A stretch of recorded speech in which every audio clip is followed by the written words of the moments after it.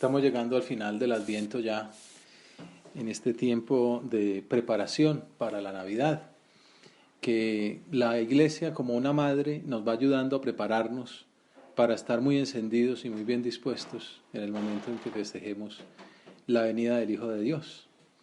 Y tiene como dos periodos el Adviento. Uno es como la primera mitad, se pone énfasis en la esperanza.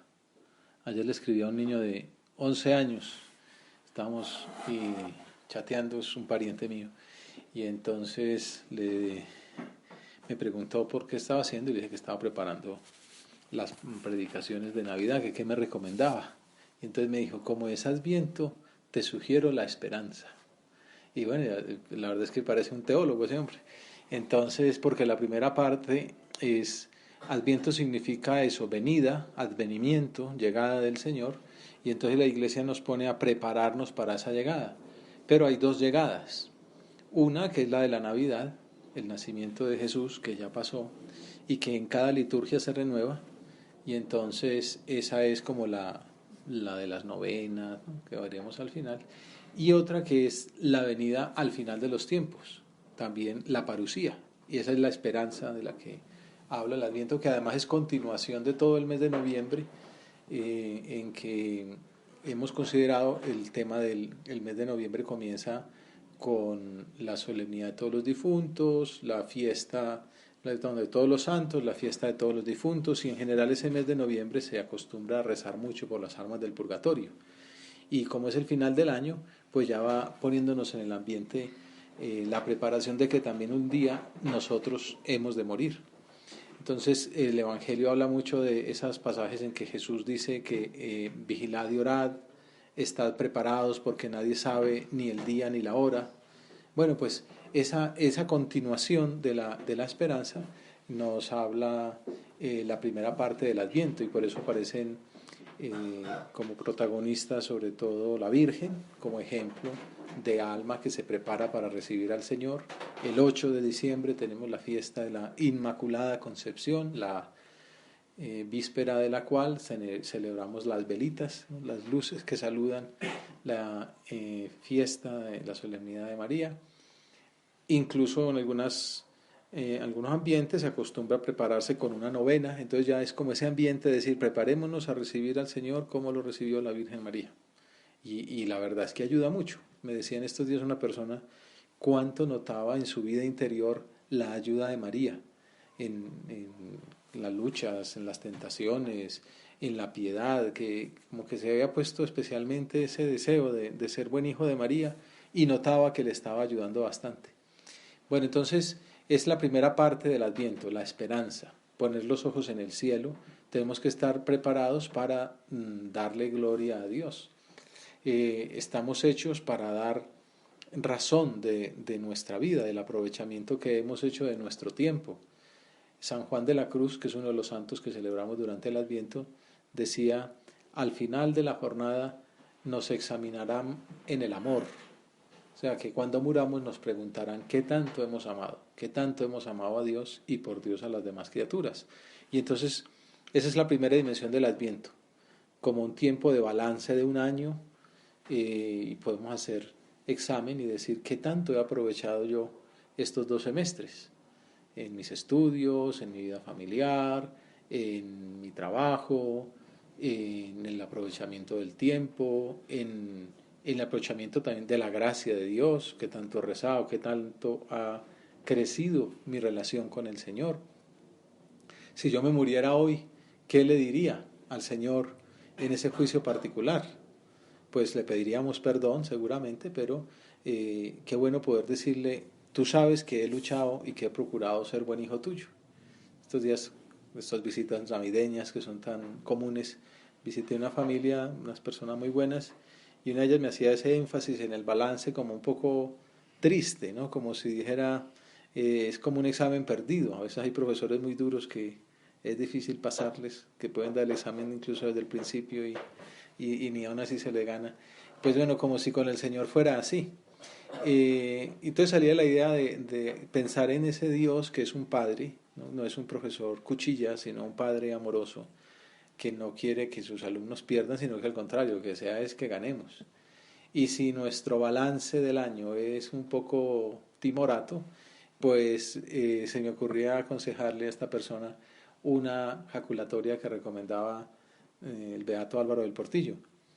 Gracias, al hacer el balance hay que agradecer. También me lo decía un amigo de estos que ahora se dedican al coaching, ¿no?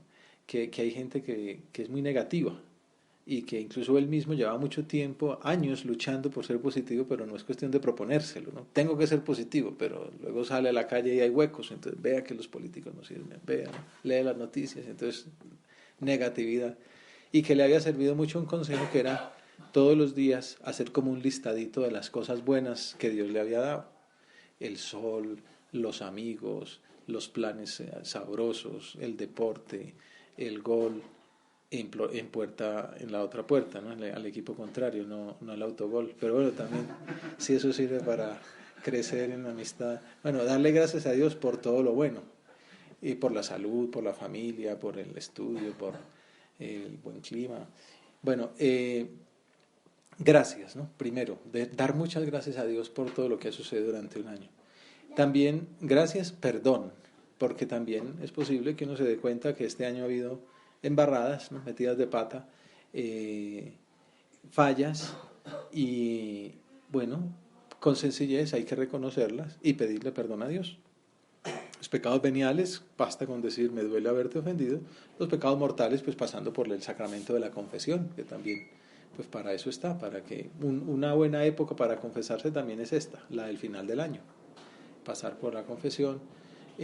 Recuerdo eso, que San José María se confesaba el 31 de diciembre por la mañana, como para pedirle perdón a Dios de todo lo que había pasado durante ese año.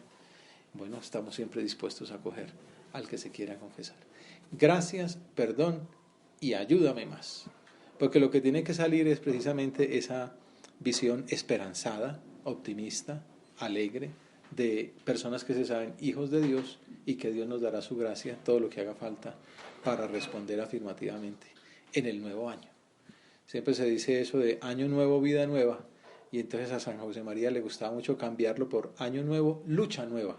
Como que uno no va a cambiar por simplemente un cambio de día, pero sí es importante ese esfuerzo de empeñarse de nuevo en ser buen hijo de Dios. Entonces este tiempo de balance, de esperanza que ¿en qué?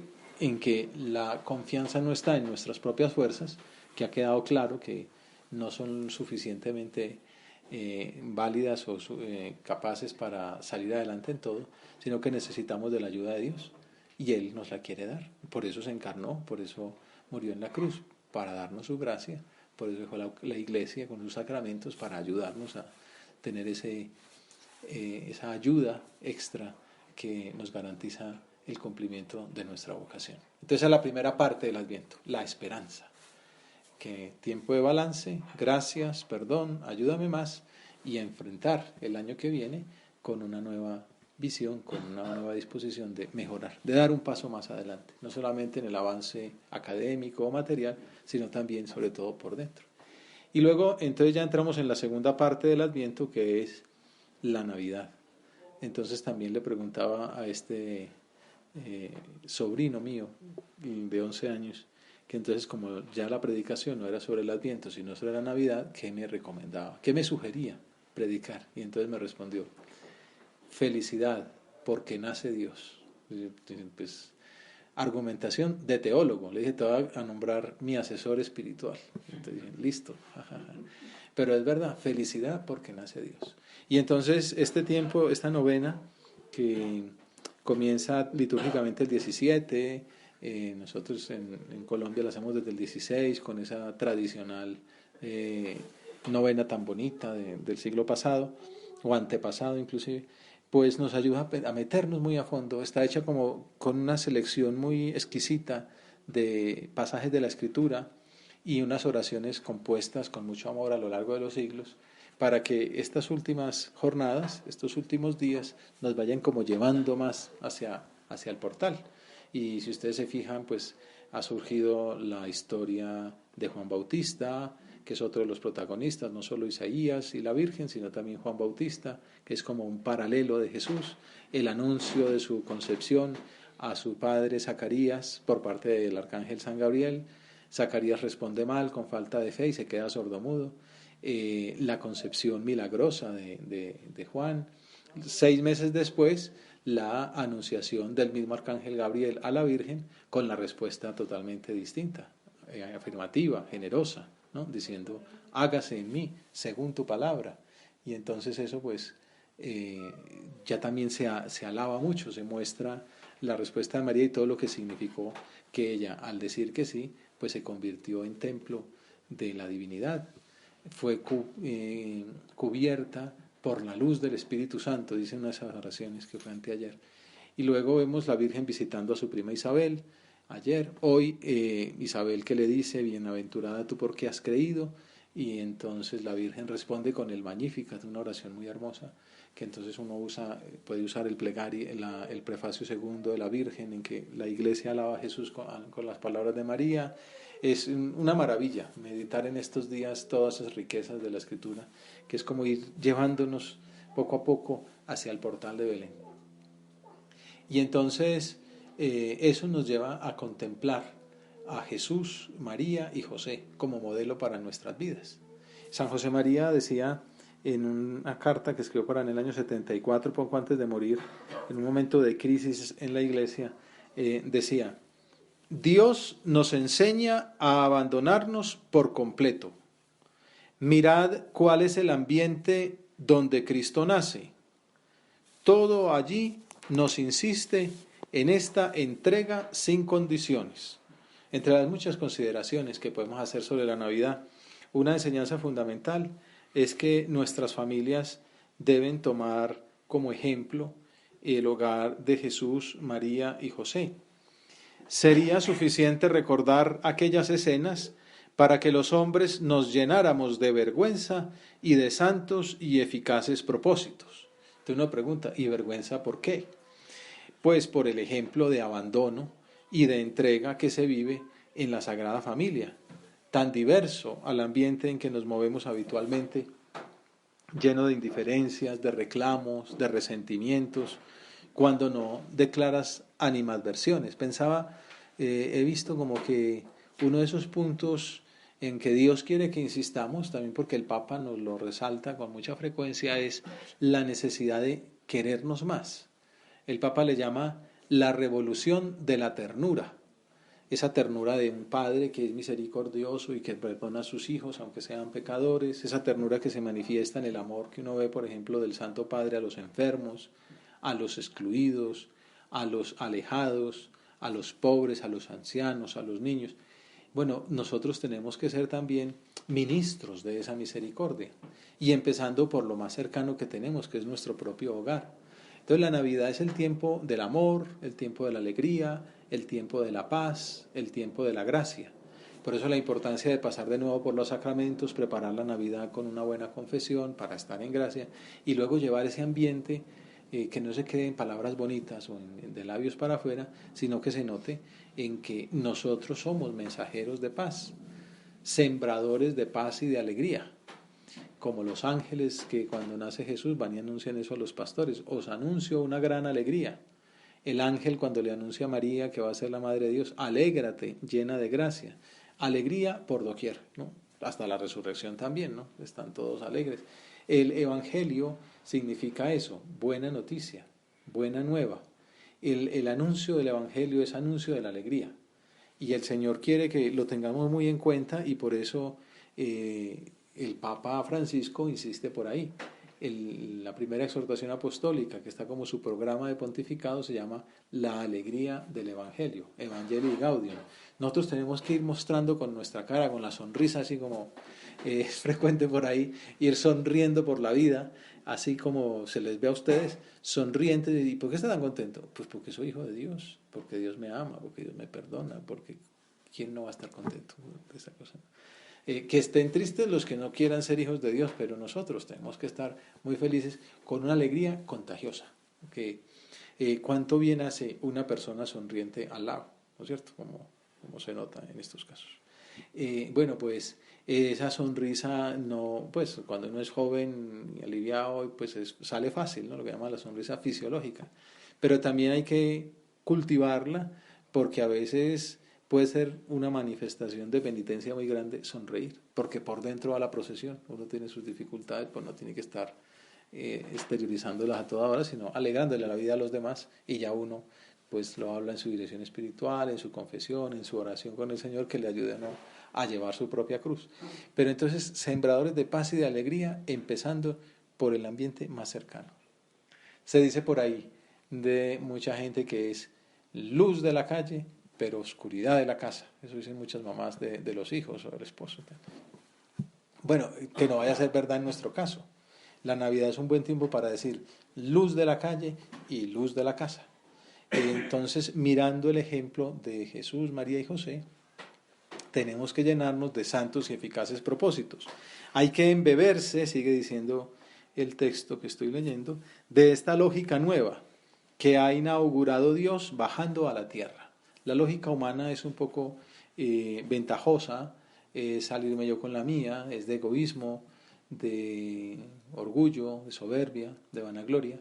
La lógica que inaugura Dios al bajar a la tierra, pues es que es Dios, el creador del cielo y de la tierra, ¿no? Podía haber hecho un palacio de diamantes y de todo tipo de piedras preciosas, ¿no? Como dicen de Plutón, que era el dios del inframundo y tal. Bueno, pues Dios también podría haber hecho eso, ¿no? Pues no, nació niño. Ah, bueno, y podía venir como una especie de emperador del universo y con trompetas. No, pues nació niño, pobre, con frío, en un pesebre. El pesebre quiere decir en el sitio de los animales, porque no había más dónde. Es una lógica nueva que nos muestra que no tenemos que estar buscando el imponernos, el tener, el aparentar, sino entrar por ese camino de la humildad. Hay que embeberse de esta lógica nueva que ha inaugurado Dios bajando a la tierra. Si en nuestras familias reina esa lógica divina, el Señor las convertirá en hogares luminosos y alegres, en iglesias domésticas, la alegría de amar libremente, que se manifiesta en el perdón, en salir al encuentro de los demás con el perdón. Decía ahora que la lógica esa humana a veces se manifiesta lamentablemente en dificultades e incluso en peleas familiares, que es muy triste y que en este tiempo de Navidad es una buena ocasión para decir, hombre, qué bueno sería que las animadversiones que haya en mi familia se curaran y si es de parte mía, poner lo que pueda para que haya reconciliación. Fue otro de esos mensajes que traía el Papa Francisco, ¿no? La reconciliación con Dios, la reconciliación entre nosotros, la reconciliación con la creación también, pero la reconciliación entre nosotros, y no solamente en los eventos políticos de los grupos políticos, etcétera, en conflicto, sino nosotros, con nuestros vecinos, con nuestros amigos, con nuestros parientes, pedir perdón, incluso salir al encuentro de la ofensa con el perdón por anticipado. Perdón, entrega, sacrificio, disponibilidad, servicio, humildad. Continúa esa carta de San José María con una frase muy bonita que nos ayuda meditando en ese portal, en ese hogar de la Sagrada Familia de Nazaret. Dice, en Belén nadie se reserva nada. Allí no se oye hablar de mi honra, ni de mi tiempo, ni de mi trabajo, ni de mis ideas, ni de mis gustos, ni de mi dinero. ¿No? Uno no se imagina a San José diciendo, no, hagan lo que puedan, que yo tengo que ir a jugar billar con mis amigos. Pues, ¿no? O a María diciendo, José, cuida al niño que yo me voy a jugar al bridge con mis amigas. No, pues están gastándose cada uno por servir a ese grandioso juego de Dios con la humanidad que es la redención. Allí se coloca todo al servicio del grandioso juego de Dios con la humanidad que es la redención. Rendida nuestra soberbia, declaremos al Señor con todo el amor de un hijo. Yo soy tu siervo, como dice el Salmo 115, siervo tuyo, hijo de tu esclava María, enséñame a servirte. Pues pidámosle eso a Jesús que viene. Enséñame a servirte como te sirvió tu madre, como te sirvió el patriarca San José. Enséñame a no reservarme nada, a aprender de ti, a amar como amaste tú, como me sigues amando, ofreciéndoteme en cada uno de los sacramentos. Acudamos a la Santísima Virgen, a su esposo San José, al niño, a la Sagrada Familia, Jesús, José y María, pidiéndole que nos ayuden a aprovechar mucho este tiempo de Navidad. Jesús, José y María, os doy el corazón y el alma mía. Jesús, María y José, que esté siempre con los tres.